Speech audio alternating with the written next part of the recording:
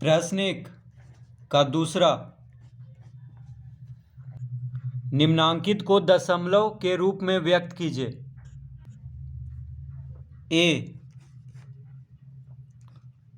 100 जोड़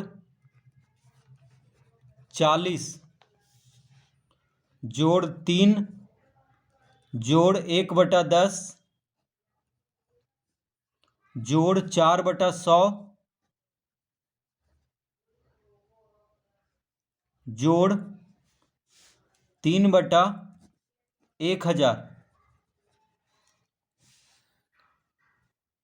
तो ये हो गया इकाई, ये हो गया दहाई, ये हो गया सैकड़ा। ठीक है, और जो बटा में है वो दशमलव के रूप में है, दशमलव के दाईं ओर वाला अंक है। जैसे ये हो गया दशांश, ये हो गया शतांश। देखिए 10 है मतलब 1/10 है, मतलब ये हो गया दशांश।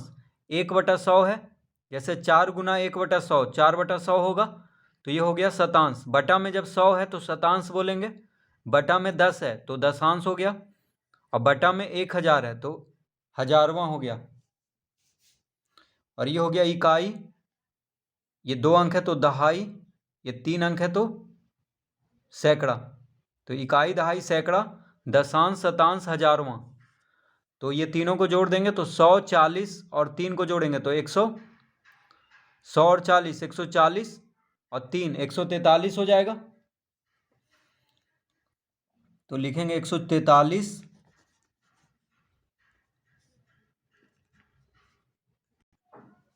दशमलव। अब एक है यहाँ पे, देखिए बटा में है तो ये दशमलव के दायां ओर वाला अंक है। दाईं ओर वाला क्या है, अंक है, यानी ये सब दाईं ओर आएगा दशमलव के। और इकाई, दहाई, सैकड़ा ये सब कहाँ पे आएगा, दशमलव के बाईं ओर। तो इकाई, दहाई, सैकड़ा, तो 100 जोड़ 40 जोड़ 3 कितना हो गया, 143। अब 1/10 है, यानी दशमलव के दाईं ओर का पहला अंक हो जाएगा 1। जो ऊपर है उसको लिख देंगे, बटा में 10 है, ऊपर 1 है तो 1 लिखेंगे। अब यहाँ पे है बटा में 100, इसका मतलब दशमलव के दाईं ओर का दूसरा अंक हो गया ये। तो ऊपर में क्या है, 4 है, तो यहाँ पे 4 लिख देंगे। यहाँ पे 1000 है बटा में, यानी दशमलव के दाईं ओर वाला तीसरा अंक है ये। तो ऊपर में क्या है, 3 है, तो यहाँ पे 3 लिख देंगे। तो 143.143 इसका उत्तर आएगा दशमलव रूप में।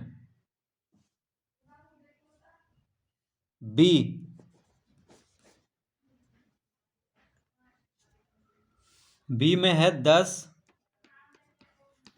जोड़ 7 जोड़ 4/10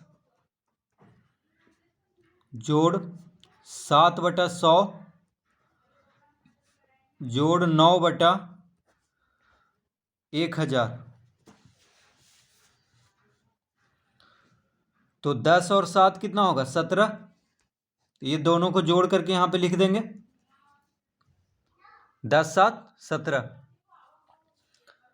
तो इकाई पे 7 है, दहाई पे 1 है। देखिए इकाई पे 7 है, दहाई, दहाई मतलब 10।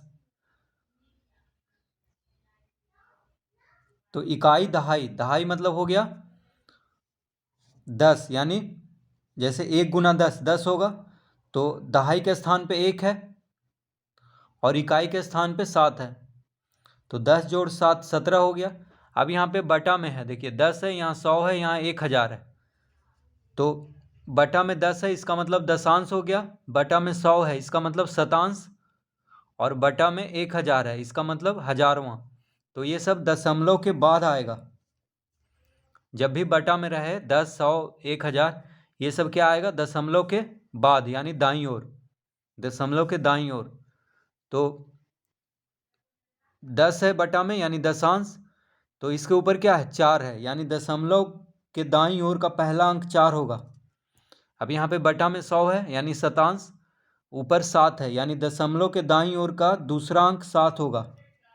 बटा में 1000 है, यानी हजारवां, इसके ऊपर 9 है, यानी दशमलव के दाईं ओर का तीसरा अंक होगा 9, तो 17.479 इसका उत्तर होगा। 17.479।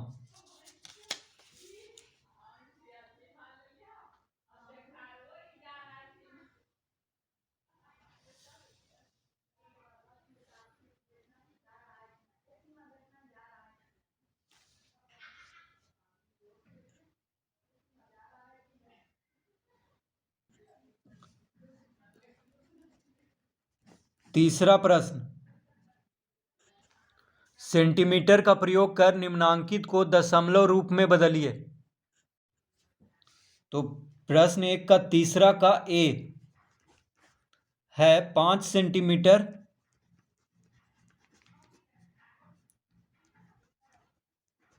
तीन मिलीमीटर।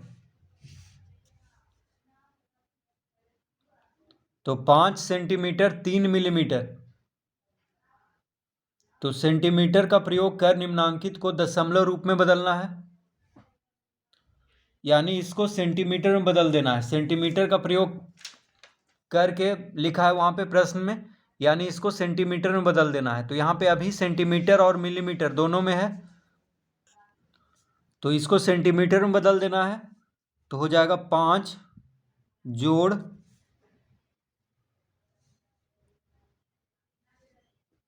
3/10 सेंटीमीटर।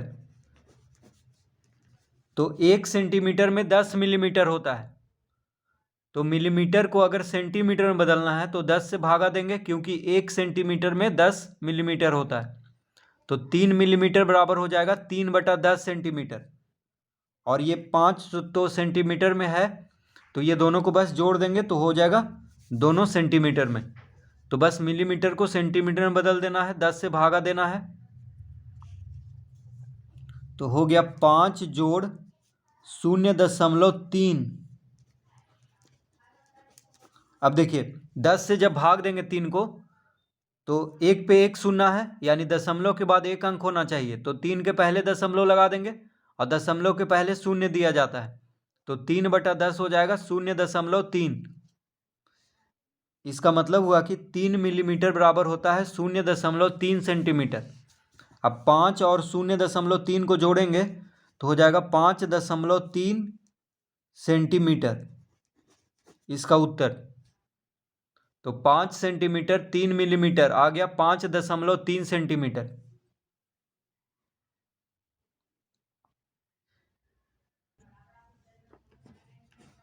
बी में है 8 मिलीमीटर,